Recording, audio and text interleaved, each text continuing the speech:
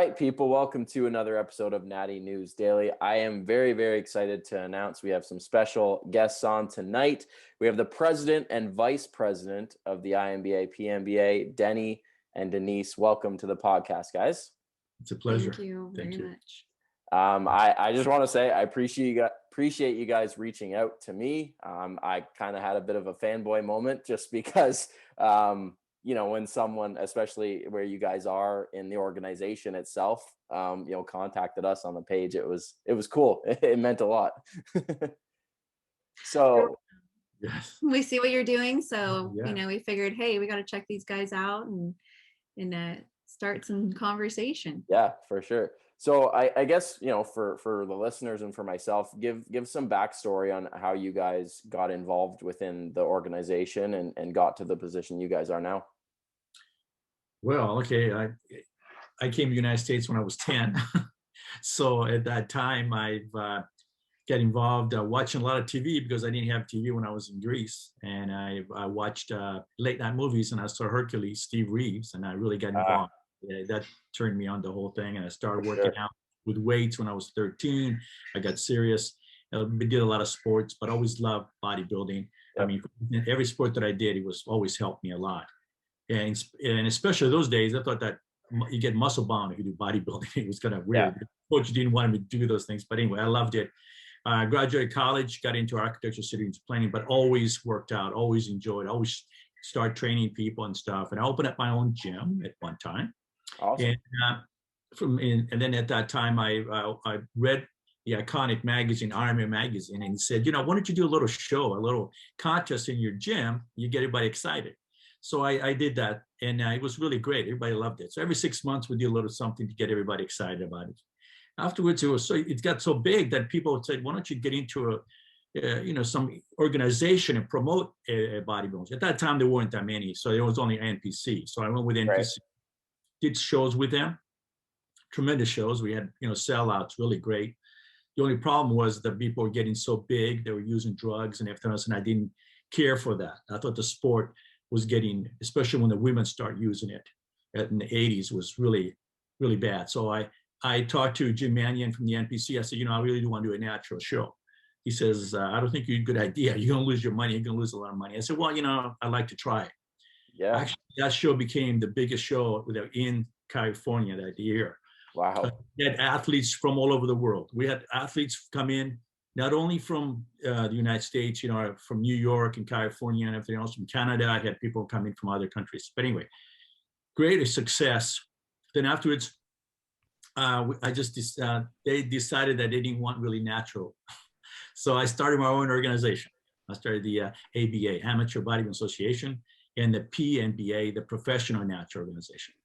I did the first Natural Universe. We had quite a few countries come in. Australia and New Zealand came in. A lot of countries started coming in. They saw what I was trying to do, and they had the same vision as I did, that they want to do a natural movement to get back to the sport, to integrity that he needs, and the athletes to have an even playing field. At that time, we had polygraph testing, but my polygraph testing, it wasn't like that 15-minute polygraph test you're talking about. We did polygraph for 3 days. In each show, we did 3 days polygraph testing. Okay, so they were taking about an hour to an hour and 15 minutes for each person. Jeez. So really, we started doing that. From that on, I started traveling. Okay, I put over 1 million miles traveling, connecting with all the different countries all over the world. I'm talking about to Japan, Australia, New Zealand, South Korea, India. I went to Europe, to every country, Eastern countries, where they were just laughing at me and says, listen, steroids here, like $5, you can get anything you want. You want protein? It costs 90. Yeah. Says, it's never going to happen. Well, now we are the strongest in Eastern countries. We have huge INBA shows. When we do a world championships, we're talking about 40 to 60 countries competing. And we usually do that in Europe. The Natural Olympia is the pinnacle of natural sports. We had 500 athletes in 2019, and we had before the COVID. We had 500 athletes from over 60 countries. We have given to the athletes 5 cars, 5 Harleys, over $800,000 in cash, plus recognition for them, great venue. in Vegas. It's a 4-day event. We want to recognize these athletes. It's not fair that all the steroid enhanced athletes get all this money from the sponsors. We don't have the sponsors that we need. Yep. But what we do is this: we work all year round to do shows, collect the money and put it back and give it to the athletes. For instance, this Natural Olympia, we're going to have this in 3 weeks. We are going to give out 20 divisions, pro divisions, cash and prizes, 20 divisions. So, we're trying to give it back to them and support them, support an athlete and be recognized. Yep. So that's how we started. The Natural Olympia really started was, I wanted to do something special. After we got all the countries together, we had a world championships and we had the universe and stuff, but we wanted to do something special. Yep. Being the fact that natural athletes do not can go in the Olympics. So I was born in Greece, about 50 miles away from Natural Olympia. Well, I mean, the Olympia, where the Olympic Games were held, the old Olympic Games. So to me, I've always been the fact that I was schooled there and I always knew about the Olympics. Yep. So I thought that Natural Olympia title was a really great title to have for a show. And I talked to all my other presidents in the world, and they decided that was the deal. We went back to Greece and we did the first Natural Olympia in Greece. So it was great to get it started there. So that's why we all call it the Natural Olympia. And also we have the same history as the Olympics. What we try to do is this: we don't give them a lot. We just give them a wreath. You win a wreath, just like the Olympics, the old days, people. You have a beautiful medal. You have gold, silver, and bronze. Your national anthem is played when you win. So you get all that same thing as the Olympics, but we can be approved, for that. So we do that for them. That's how we started. That's really cool. You can tell just in your voice, your passion for it, which I think, obviously. 40 years in this thing, 40 years, and I love my athletes. I love my sport. I love my sport. Yeah. The other thing that made the INBA, PNBA great is this. I decided to have called the Hall of Fame, people that have done so much for the sport, and competing, helping, and everything else. Plus, I added the Hall of Shame. The Hall of Shame shows you who has failed in our shows, and what they have failed on, all the different chemicals that they take. So you can go to my website anytime. You can see the people who failed, banned for life, and we ban them for life. Yep. And so you'll see who it is, and it's all for everybody to see. Any other organization can come to mind, where we're the only organization that does that. Nobody tells us everything else. I've seen other organizations, which I'm very disappointed, and I apologize to say this to you, but there are people that failed on my website, and it's water testing. It's not, polygraph. We do water tests for 20 years now. We have done exactly what the water code is. And they allow them to compete in other natural organizations. They allow them to come in to compete. Right. How are we going to clean up the sport? How are we going to, this is the only disappointment I have about that. Yep. But anyway, we're trying to be open to everybody to see what we're doing.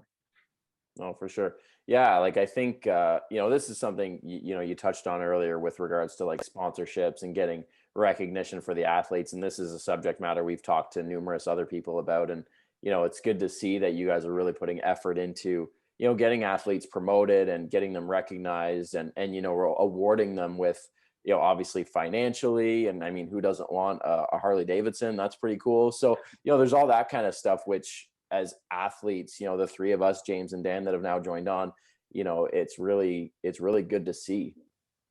Yeah. And we have a similar mission here. I mean, to promote natural athletes and, great athletes. That's what that's all about. It's about the athletes and the sport. These athletes have been, these natural athletes have not get that recognition that they deserve. It's not fair when IFBB is giving out $1 million, whatever, purse to everybody over there. And those guys already, I know you have read how many people have passed away this year on drugs. Yeah. And then you have Arnold Schwarzenegger come in and tell you, well, I really like to see classic physique to be the new bodybuilding. Oh, those guys midsection are too big now. And instead of just saying, listen, guys, we got to test.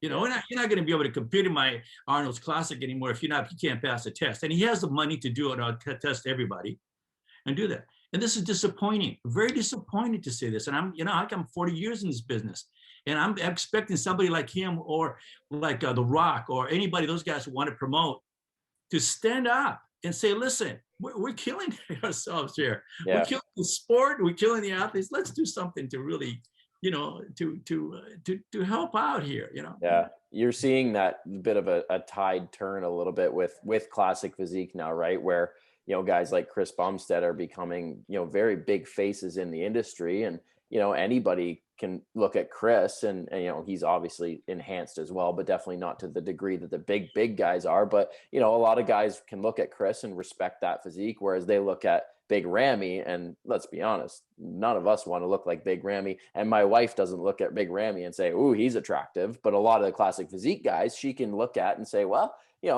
they're good looking dudes. They're still big, but it's a more realistic aesthetic, right?" Yeah, it's also about health and 100%. longevity, and that's what we want to do. This sport is a beautiful sport. Yeah, everybody does bodybuilding, every sport, work out. Anyway, so that's where I feel anyway.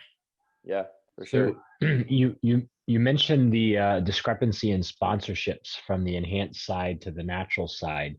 From your point of view, how do we go about building that into the sport to really create a legitimacy with our pros and our world champions and our Olympians and things like that? It's many ways. One is this, that we have some major shows like the Natural Olympia, for instance, or the World Champs that we do, that we bring a lot of people to see it. They should support it.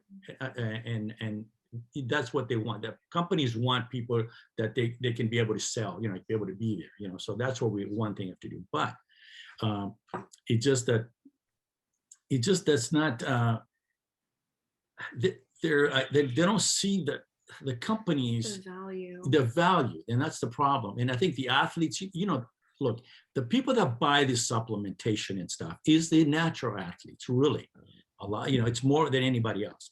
And this, I think that those athletes have to say, listen, I'm going to boycott the company. If they're sponsoring IFBB and they won't sponsor my organization that I compete and I'm a natural athlete, that's another thing. But it goes to a lot of things. It's like the promoters, it's the people going to see the steroid freaks, what I mean? They're paying for it. There'll be a percentage of it, but I mean, there's so many people that are going there, to support it, the sport, to see those kind of people. And it shouldn't be that way.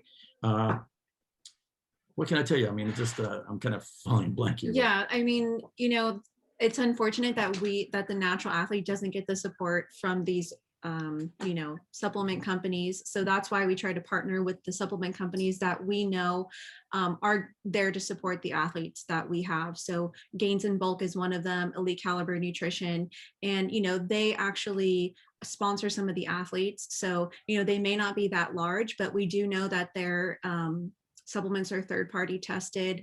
We know that they're, going to pass the WADA test. They're not going to be taking anything that has, a banned substance in them.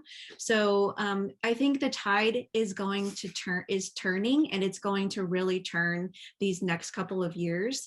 And I think everyone, supplement-wise and within our industry, is going to finally jump on board and realize, let's not do a disservice to these athletes and their health. Let's go ahead and support life, longevity, and health in the sport of natural bodybuilding. Because if people are going to continue to keep passing away and, destroying their bodies, and I mean, who are they going to be able to sell to? So you can see the change of the sport too. I've been in 40 years now, so I know where the sport's going in. It's like cigarette. I was compared to cigarette smoking. In the 50s, everybody smoked. 60s, they was started getting aware of. Now you can't even smoke anywhere.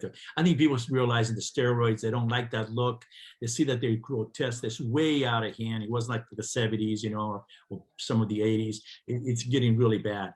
So I think it's going to see that the people are really not going to support that as much. And I think they see it. I think you see it at the Mr. Olympia competition, where the booths, how many booths they had. Over, they have 500. They only have very few now, because people are not really into that anymore. They want to see a little bit more of like the classic, bodybuilder type of, physique type of thing. So I think they realize people are seeing it, but it's going to take a little more time. But as long as we keep doing this and getting better shows, better venues for the athletes, It's just that if we can get a little more sponsorship, we can help the athlete and also promote some fantastic shows, not only for the athletes, but also for the people, for the audiences, and the great experience. Yeah, that's another thing that we've touched on is the quality of the shows itself. Instead of having all these little shows in gymnasiums or little rec halls, getting good venues that fantastic lighting and seating for spectators, and it feels like an event, right? Just like an Olympia would, or obviously you guys with the Natural Olympia, like if you're there, you're there for it's a big celebration of the sport almost. It's a 4-day event. We were grateful that Generation Iron made this Natty for Life. I don't know if you've seen that yet. The documentary. He picked us as the largest, best tested organization, compared us to IFBB and us, in the steroid version and the natural version. And now we're going to be working with Generation Iron a lot more. It's really great. I mean, that helped a lot of the athletes to be seen, and they say, they spoke about what they felt. And I think this is what's happening. And I think it's a great moment, I think. And this COVID has messed us up, because we were 2019 was an exciting year. We had everything going for us. And then this 2 years now has kind of hurt us a little bit. We sat back. We're still doing our shows, but it's not as exciting as it would be. But I think next year it's going to get better and better for everybody. That's amazing. Okay, let's touch on some questions that I had submitted on the page. You touched on drug testing protocols, which is awesome. It's good to see, the extensiveness that you take it. In the sport of natural bodybuilding, there needs to be testing. I think we can all agree on that. And, the more in-depth and intense the testing can be, definitely the better, right? Yeah, we do in season and out of season testing. So this is, I think we're the only ones who do that. At least we started a long time ago. So yeah, I'll touch a little bit more on the testing aspect. So we do follow the WADA banned substance list, and we only test with WADA accredited labs. So, unfortunately, what it comes down to is there not being enough information and education for the athlete. What organizations are educating their athletes on their testing protocols? What organizations, if their athlete does test positive for performance enhancement, how are they notifying them? How are they notifying other natural organizations that, athletes jump over to compete in? So the transparency is not very clear. And we really try to do our best to make sure that we're as transparent as possible, because we hold ourselves to the highest standard. It doesn't just, the bodybuilding to us isn't just, a business and bodybuilding and having a venue for some of these athletes. It's also like within our roots, as my dad had mentioned, with coming from Greece and everything like that. So we take it very seriously. So transparency is huge for us. And the highest level of testing that can be performed is with WADA, the World Anti-Doping Agency. So they test Olympic athletes as well. So that's what we use. And we do in competition testing and out of competition testing. So for this COVID year, it's been a little rough because the agencies that we hire to go out and do the testing out of competition have, had issues with having enough people employed to go and do that.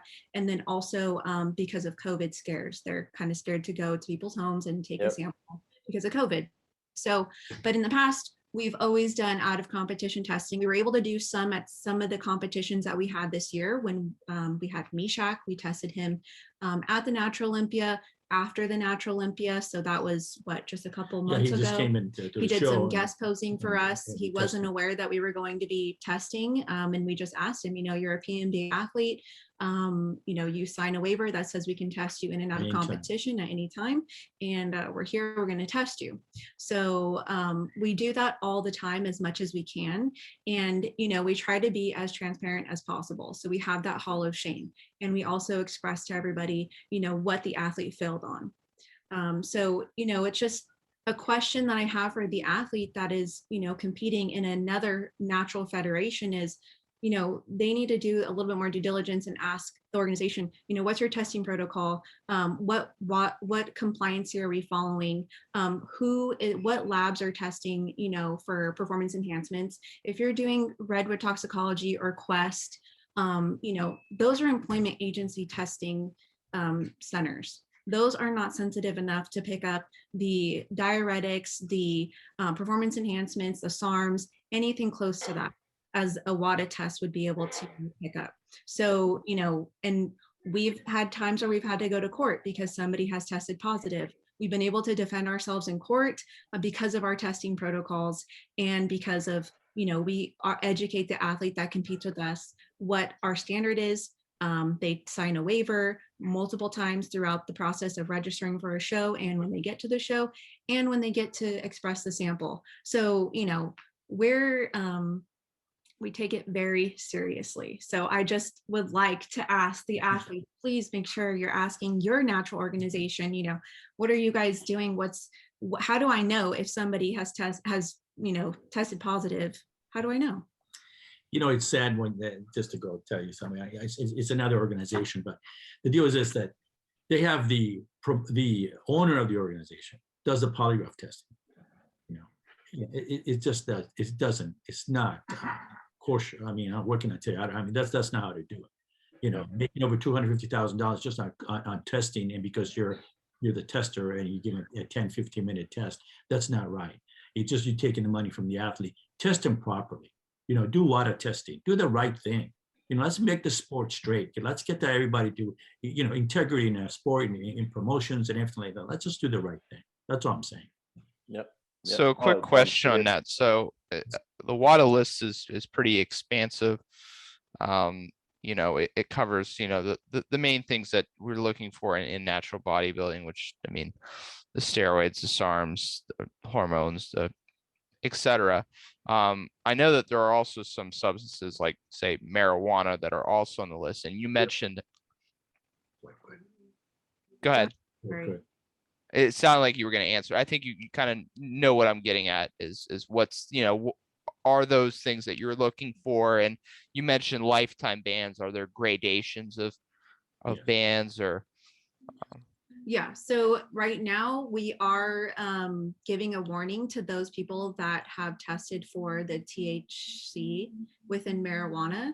The levels, however high they are, is what the WADA lab can go ahead and let us know of. So that's going to be a warning for the athlete for this year. Next year, it will be a ban, and we have different levels of bans. So we have a 6-month ban, a 1-year ban, a ban for life. So it depends on what substances are found in the sample that they express to us, and that the WADA ends up letting us know what substances are in there. Then we can go ahead and decide on what kind of ban we would provide them with.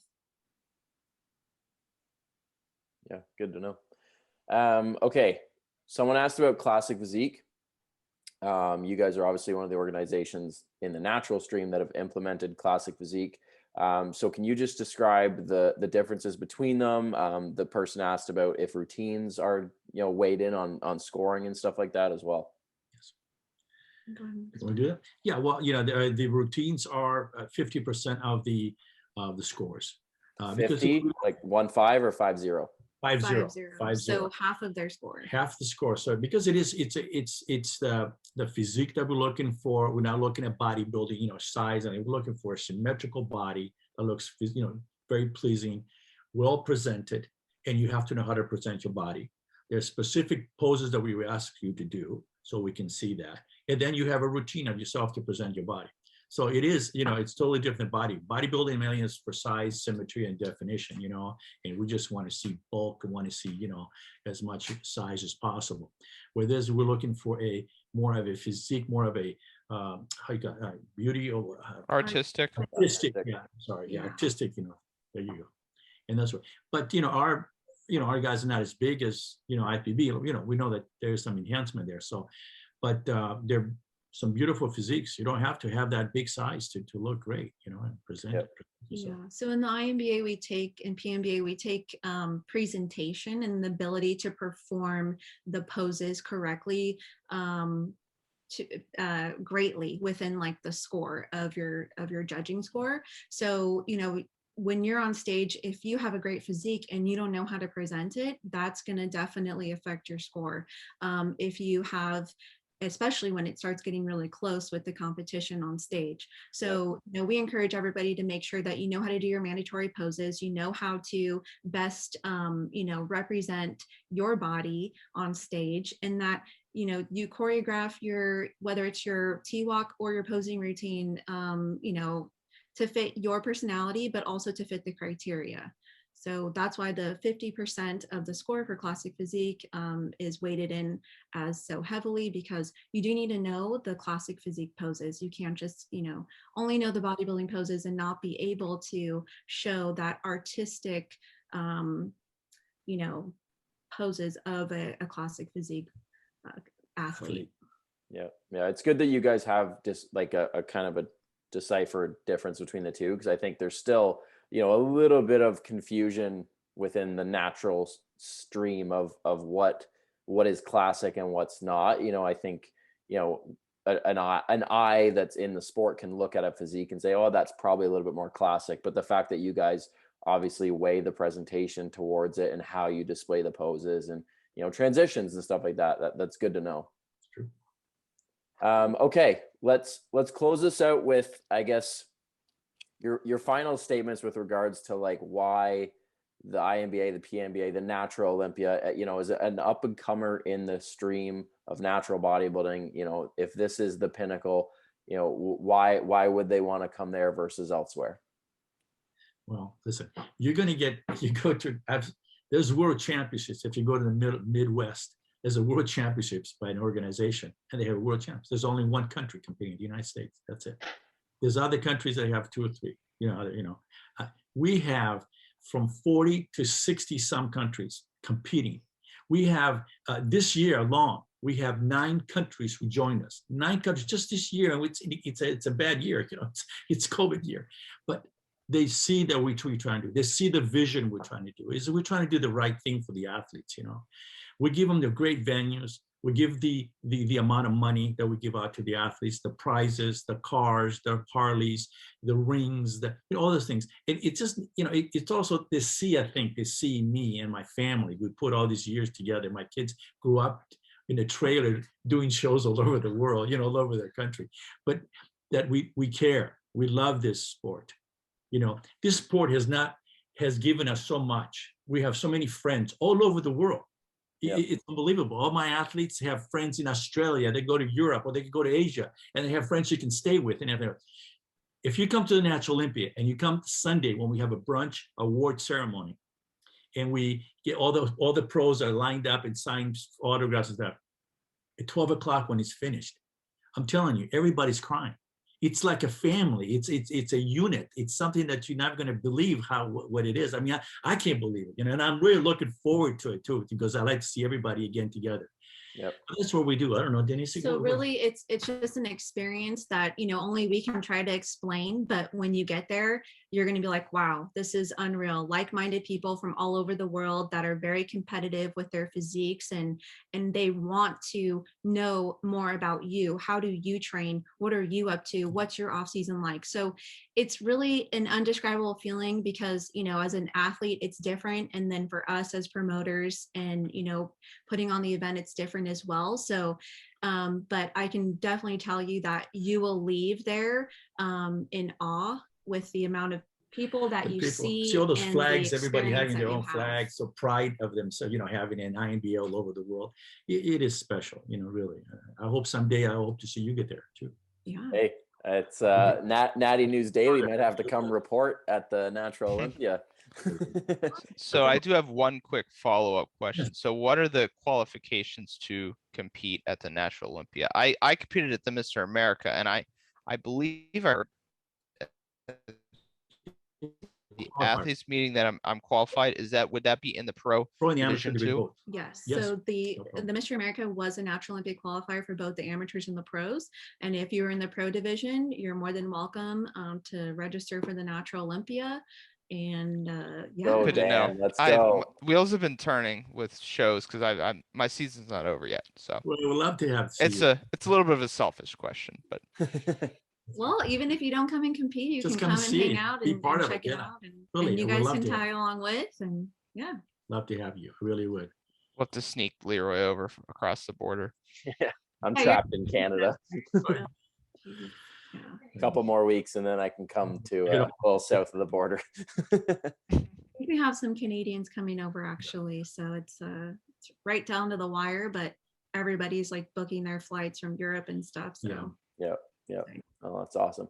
Awesome, guys. I appreciate you both coming on. I'm really glad, Denise, that you joined in on this as well. Oh yeah, thank you for letting me, and you guys are awesome. Thanks so much for interviewing us and taking the time. We appreciate very, it. very much. Appreciate This was good. This was good. Wow. I guess plug away like social media or websites and stuff if people want to learn more or get in touch. Yeah, naturalbodybuilding.com, and then you can also find us on Instagram, INBA PNBA Global _official, and our Facebook page is INBA PNBA Sport League page. Do you run the social media?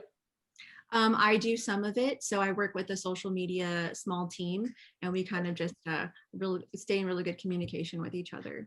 Okay, perfect. Awesome. All right, guys, if you guys enjoyed this episode, obviously give it a like. Don't forget to subscribe to us on YouTube and follow us on Instagram, all that good stuff. And you guys heard it there. The Natural Olympia might be the place to go. So if your season's not over like Dan, then well, you guys can figure it out. So thanks again, and we'll see you guys in the next one.